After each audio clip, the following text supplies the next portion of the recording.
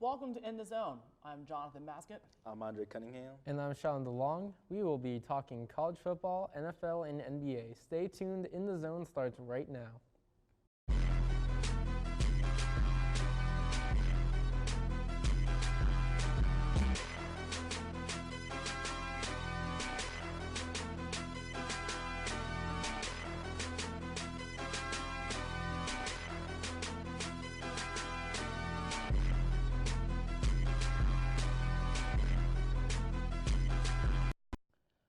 The LSU Tigers travel to Tuscaloosa to take on third-ranked Alabama in an SEC West rivalry, as Joe Burrow makes the pass to Justin Jefferson with the gain of 15, and next play Burrow makes the throw to the end zone to Jamar Chase for the touchdown, and LSU has the first score. It is 7-0 Tigers on early on. Next play, LSU punting and returning it is Jalen Waddle. Waddle sniffs the tackler, and Jalen Waddle, no LSU defenders even near him. He is going all the way to the end zone, 75 yards to the 20, and Alabama, what a way to come back into this game as Alabama has their first score of this game. The fans are celebrating. Tua, next play, throw, and the pass is intercepted by Queen as he's going to the 20-yard line. What a play by the LSU defense in this 26-13 game. Not what the Tide needed. And next play, Burrow throwing it to running back Clyde Edwards-Helaire, and he reaches the end zone before the half, and it is almost a three-score game at half. What a shock in Alabama. It is 33-13 in the second half. Fourth quarter, Tua throwing at the 10, and he throws it to Jerry Jeudy for the touchdown with 5:32 remaining, and it's a 5-point game. Can the Tide come back? Next play, Burrow, he is going to do the handoff, and he is going to the 10-yard line, and the next handoff to Clyde Edwards-Helaire, and Helaire is going to seal the deal, and LSU stuns the Tide by a final score of 45-34. Penn State took on the surprise of the year, the 17th ranked Minnesota Golden Gophers at TCF Bank Stadium. Sean Clifford throws the interception to Antoine Winfried here, and a big catch that will definitely get the Minnesota team right where they need to be. Coming up next, we have Tanner Morgan taking the ball and throwing deep to Rashad Bateman, and for the touchdown that gets them up 7-0 over Penn State. Now, on next play, hand off to Journey Brown for the 45-yard score to get Penn State tied with Minnesota. Now Minnesota with the ball.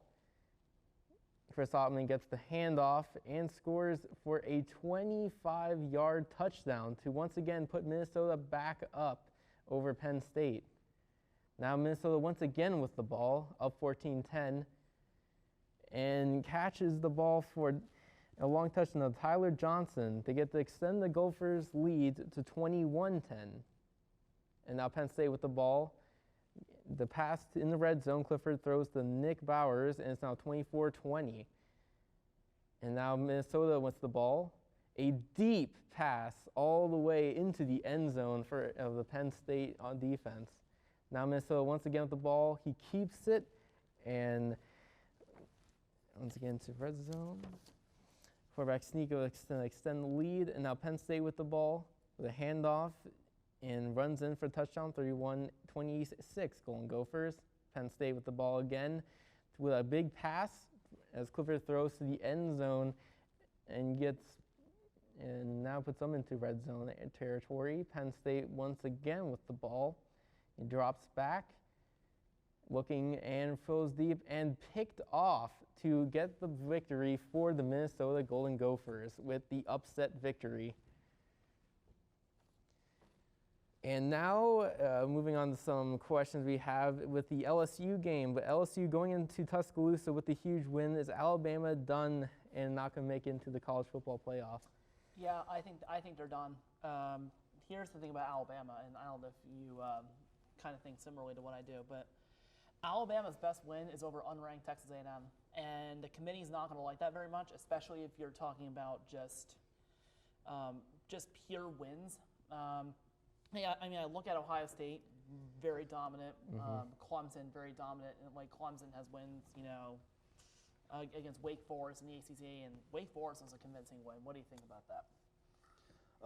Well, Alabama is still Alabama, so knowing them, I can't count them out. They're like the Patriots of the college football. Like it's hard for me to count them out no matter what. But I will say that right now it is really tough for them to make after this loss, and then between also adding on now that they had lost Tua to an injury. That Tua Yes, injury. Tua getting hurt is probably going to almost put the dagger in from this year, especially with when I was looking at all the possibilities that the way they could probably get in, would need to have one of the top 4 teams lose to someone. And if they would want to try to get into the SEC championship, they would have to beat Auburn in the Iron Bowl at the end of the season. And they would also need LSU to also lose at the end, which right now I don't believe that it's going to be that possible, because right now I feel like all the teams in the top 4 really are dominant right now, and nothing can really stop most of them. I mean, I look at Georgia. Like, I know you lost to South Carolina. Not a good loss. At home, not a good loss. But Georgia, they beat Florida, they beat Notre Dame, they beat 2 top 15 teams. So I will find out and see what kind of happens with that. But kind of staying within the SEC West and all that. But who do you think? Firstly, I got Joe Burrow winning the Heisman, because that performance against Alabama was just fantastic. That's a high performance. possibility. It was a Heisman game, and it kind of reminded me of Johnny Manziel when he won the Heisman that year. Same year, went to Tuscaloosa, won the game in a very, very hard-fought game. What do you guys think about that?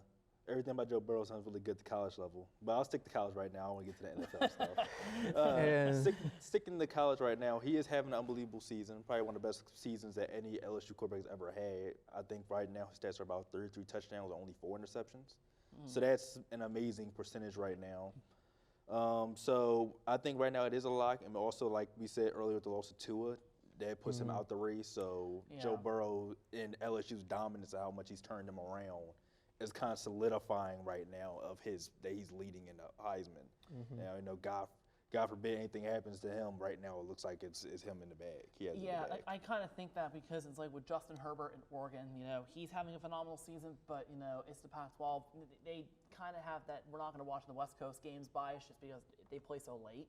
And crazy enough, that's kind of how they determine that. But I don't know. I think he looks really good. And moving on to, if the playoff happened right now, what is the thoughts on the potential of an LSU, Georgia, Ohio State, and Clemson matchup? Andre, what do you think about that? LSU and Georgia. Well, right now I think that's LSU. Right now they're just on fire. Yeah. Right now they've been running through everybody. So They're pretty incredible right now. Surprises do happen. So I can't count it out, solidify it, because like last year when nobody expected Clemson to beat Alabama as bad as they did in the national championship. So anything is possible. But right now it looks like LSU kind of got it locked up. That I think if that matchup happens, a potential matchup, it's kind of LSU. I kind of feel like I feel that with LSU, but I feel like the team, and me as a Penn State fan, I got to be honest.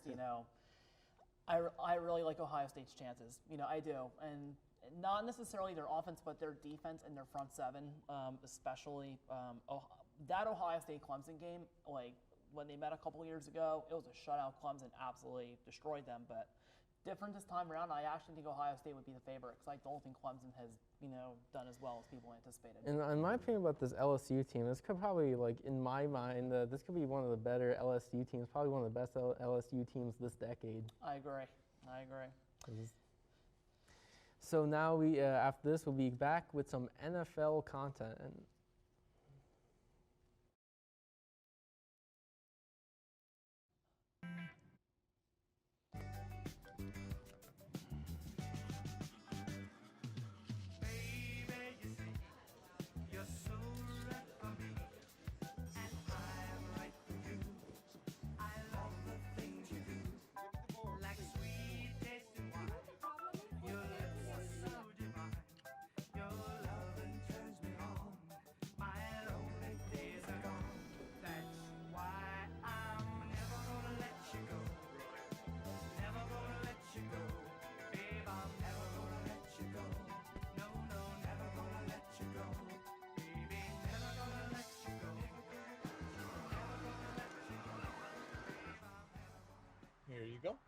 Thank you. Thank you.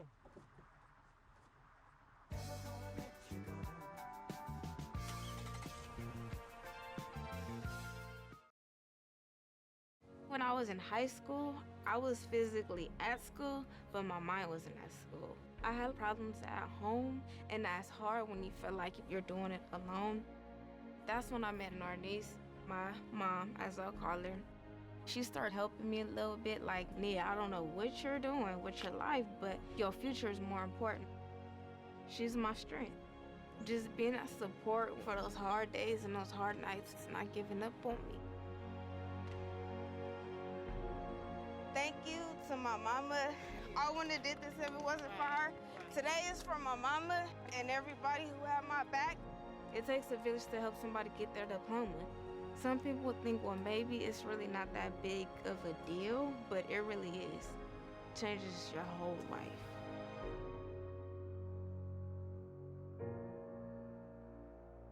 Find free adult education classes near you at finishyourdiploma.org. You can't sit here. Don't add her to the chain. It was just a joke. Why are you talking to me? Lame. Loser. Weirdo. I've said and done things before that I'm not proud of. Just as I've been hurt by others. The thing is, this is not who I am. And it's definitely not who I want to be. I don't want to be cruel. I don't want to spread gossip. I don't want to be a body shamer. We have the power to be more. We can create a kinder world. It's not that hard. We just need to stop. Take a moment. And consider others. Before we speak. And before we act. Be more. Be more. Be more. A matchup between two MVP candidates took place at Lambeau Field last Sunday between the Carolina Panthers and the Green Bay Packers in the snowy frozen tundra. First play, Kyle Allen throws to a wide open DJ Moore into Packer territory at the 20 at the 15-yard line. Panthers are getting ready to set up shop. Next play, the throw to, it is wide open, Curtis Samuel in the end zone, and the Panthers take the early lead at Lambeau 7-0. Next play, handoff to Aaron Jones, and Jones, initially they ruled him short, but they get him in for the touchdown, and it is a 14-10 game.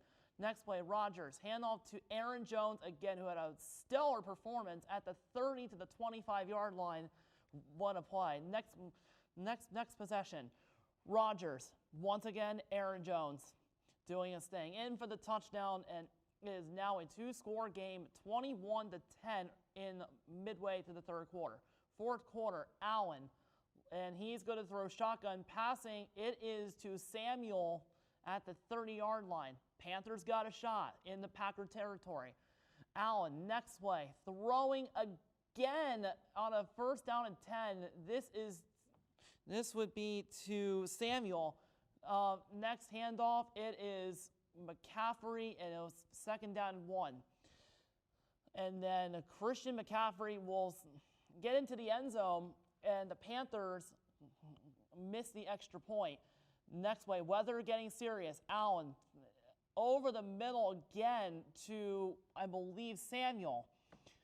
Third down and 5. Allen looking pressure, and next play, Allen looking, and it is incomplete, but there's a penalty.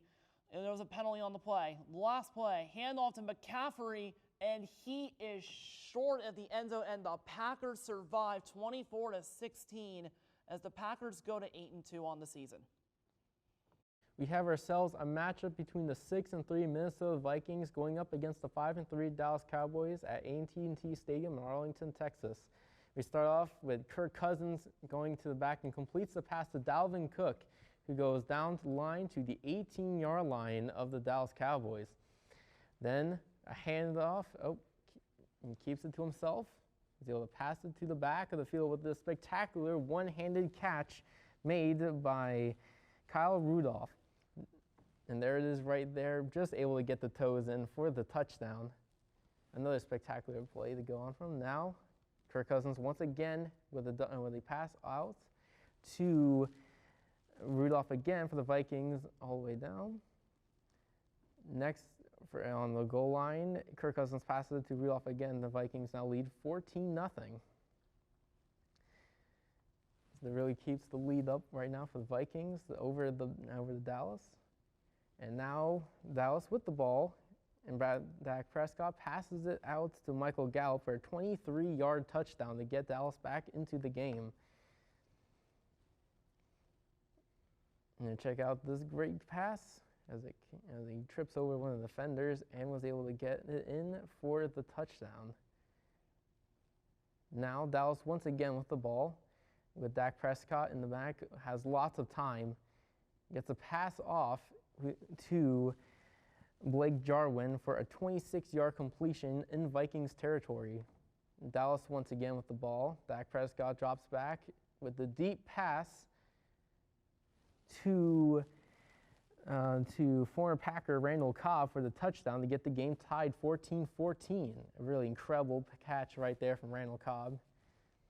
Now Dak Prescott once again with the ball, looking out right and passes it for another touchdown to Amari Cooper. Makes a spectacular catch in the end zone to take the lead 21-20. Now the Vikings with the ball, with the handoff to Dalvin Cook, and takes it to the end zone 28-21, and the Minnesota Vikings take the victory 20-24 in Dallas.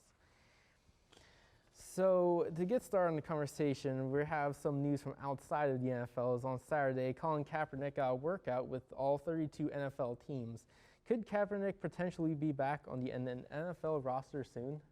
It really depends. I mean, you kind of have to look at he's been out of the league for the last two and a half years. Hasn't really been playing any hasn't football. really been playing. So I think obviously there are many teams that need them right now. There are teams that need quarterbacks, and I look at the Chicago Bears with the whole Mitchell Trubisky situation. The Colts desperately need a quarterback.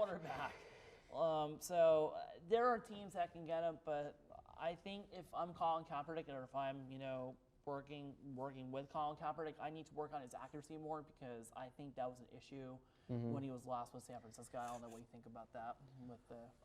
I think this is probably better than his past chances to get on NFL squad again after this workout. Compared to all the other ones, I think this is best. He did actually have about 8 teams actually meet up with him. There was teams from the Eagles to the Chiefs there to the Redskins. And with some of them, it's a good amount of argument for not even at least a starter, but even a backup. Let's say we saw Patrick Mahomes have that bad, knee injury? Yes. He had that bad ankle injury, and somebody like Kaepernick. I'm not saying he's going to be taking Patrick Mahomes' job at all, but just an insurance policy just in case. And there's an excellent insurance policy. Yeah, there's teams like the Redskins that Dwayne Haskins is good, but at the same time, the Redskins organization right now is just terrible. Yeah, it is. So, maybe they just think like, we just need to grab a quarterback like Kaepernick. Maybe he can just help, just be a veteran that's there. Yeah, I think obviously with the whole, that situation, but I think looking to another situation in Cleveland, obviously everyone knows what happened with the whole Myles Garrett situation. Myles Garrett situation. Myles Garrett, we're not going to spend more than a couple seconds on it, but what's his future looking like in Cleveland? Well, right now he's suspended indefinitely currently. Could he? He's probably going to come back, because right now I feel like Cleveland needs everybody they can get. Because right now they're on the team, probably their weakest spot probably could be their defense. Because offensively they have some weapons they could potentially look at and say that they can use effectively, but defense is they need players to put some backup in there. So, yeah, I think that's going to definitely, we'll see what happens with the whole Myles Garrett situation, and we'll figure out, obviously he's going to be suspended for the rest of the year, and he'll come back. So, well, that's all the time that we have for NFL discussion. So when we come back, we're going to be talking NBA action. So stay tuned in the zone. We'll be right back right after these messages.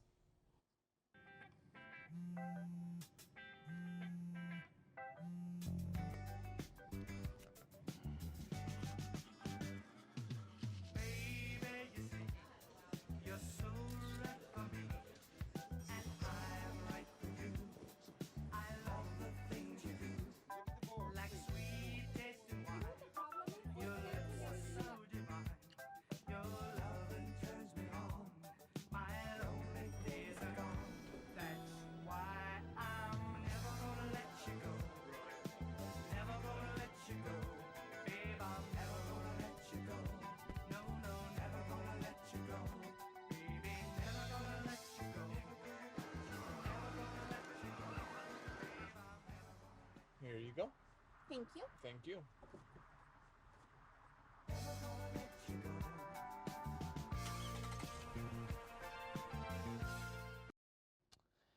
Well, the defending champion, the Toronto Raptors, traveled to the Staples Center to take on Kawhi Leonard and the Los Angeles Clippers. Kawhi facing his old team as Zubac gets the pass, and he is going to make the layup. It is a 3-point lead for the Clippers, but Toronto is hanging around.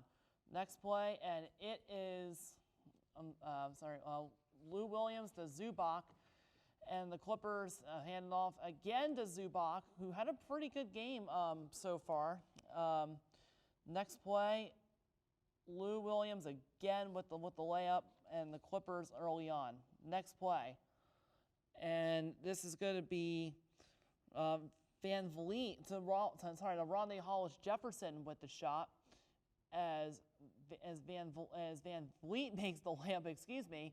Toronto is hanging around in this game, but it just was never quite enough. A 3 hit by Boucher as he hits the tie. And then the Clippers, obviously, Montrezl Harrell with the dunk. Montrezl Harrell had a fantastic night. The Clippers fans are celebrating. So far, 4-point lead. Clippers continue. Harrell again with the layup. Takes a couple attempts. Harrell lays it up again as the Clippers lead grows to 6. The Raptors trying to hang in there. Van Vliet misses the 3, gets the rebound to Siakam. It's a 4-point game, and the Clippers are going to march on as Harrell makes the dunk again, as the Clippers hang on to win this game at the Staples Center, 98-88, as the Clippers beat the Raptors. The Dallas Mavericks took on the Boston Celtics in Beantown as Luka Doncic and Kemba Walker were the big stars in this contest. So right now, the Boston has the ball with the big dunk on the center. Now Boston once again with the ball, puts it up for another, and was blocked that time, but was still able to get the layup. Now Dallas has the ball, passing it around for the 3-pointer, and it is good. Now Boston once again with the ball, passes it out wide, it goes through the lane, and it was able to drop back to get the 2-pointer. Boston now with the ball in the third, passing it around and up for a big 3-pointer to put them up. Now Boston leading 69-59 for another 3 to add on the lead. Now Dallas with the ball. He's dribbling it around, keeping it to himself for the drop back in the large, deep 3 here from Dallas. Now with Boston with the ball, looking around, keeping it to himself, but passing it off for a 2-pointer to try to keep them in the contention. Now it's tied. Lots of good defense here, and Dallas is still able to get the 2 points to keep it up. It tied again, 90-90 in the fourth. Dallas puts it up with a layup to try to keep it up. Boston now up 101-94, goes to the lane to get a layup. And Boston continuing here, 104-95 now with 2 minutes remaining. Puts up for a big 3 and gets it to keep the lead advantage. Now up 116-106, a 10-point lead for Boston as it goes down as Boston wins at home against Dallas, 116-106. So now we have here that could this be an all LA Western Conference this season? I think there's a good chance to that, especially with the Warriors being out. Everybody, it's one of those situations where, you know, between having the superstars that they have, like Kawhi Leonard on one side and LeBron on the other, this is just a huge situation for just the Clippers to actually overthrow the Lakers finally, to be the Kings of LA. Yeah, they can finally be acknowledged for being a team in LA. Yes, this is the best chance. This is the best opportunity right now. Like everything measured up. From Kawhi Leonard and Paul George and Patrick Beverly and Lou Williams, that is a great. Don't forget, Paul George hasn't been back yet, so we haven't seen that full Clippers force yet. So that will be. Now it's funny, we actually do get Paul George back, but now Kawhi Leonard goes out. You know, Kawhi Leonard to keep his body in rest, because for Kawhi, he's all about playoffs, which as we can see what happened last year. So I think there's a really good chance that it can be that matchup. Unless somebody really comes out surprises you. There are other good teams like Denver, but I don't know if they're actually good Possibly. enough Houston, but with Denver- the whole Russell Westbrook Like Denver Nuggets situation. is a team that will make it to the playoffs, but we'll have to see if they can really hang with these teams Hang in. and possibly Yeah. upset them. Well, we can say for sure that the Warriors are 2-12. So Yeah, and Toronto definitely has been cut down from once Yeah. everyone left after they won. Because right now it's Siakam, and that's basically it. Because I don't really know if they have really the bench Yeah. to back them up and help them out at any times. So I think another question going to figure out, kind of switching over to the Eastern Conference, is the whole David Fizdale situation in New York. Can someone ask $1 million question? What's up with the Knicks? Are there gonna be What's up with the changes? Knicks? What's going on, man? What's going on with the Knicks? The Knicks are just being the Knicks. Yeah, they're being the Knicks. You know, it's an organization that I think has had a lot of dysfunction, basically from the inside It's ever like the whole since. Phil Jackson. Yeah, The Knicks have even been Phil the Knicks Jackson for was about there, 2 a lot of decades dysfunction. now. Because when Phil Jackson was there, he's a really great coach, but he just didn't fit well in that general Trying to run the manager triangle situation. offense and all that Yeah, stuff. that didn't fit with the Knicks. I think the Knicks they do have high expectations. I think they really do want to aim high, And but the fans really wanted to. yeah, they Yeah. really want to aim high, but there's in between wanting to and actually executing it. And they're not Yeah. executing it Like well. you actually have to try to get a high. I mean, it's kind of partially the reason why Porzingis left, and then obviously RJ Barrett's there in New York now. But I mean, but that was like a consolation prize after not getting the #1 draft pick. yeah. But and ev- they but can never even- seem to. Even with that, think about how the two of the free agents that they made cap space for are in New York now, but they're in Brooklyn. And Yes. Kevin Durant and Kyrie Irving, they're like, I'm going to New York, but I'm not going to. To You're the going Knicks. to Madison Square Garden, right? That's not Yes. going to happen. But so just to kind of finish off here. So what do you think is going going on with the Sixers? I know it's early on in the season, but can we see the Sixers 1, 2, 3 seed? Like obviously Boston's doing well, but how I about the say Sixers? Possibly a 3 seed That's what I'm thinking. at, too, at their Andre. highest, maybe.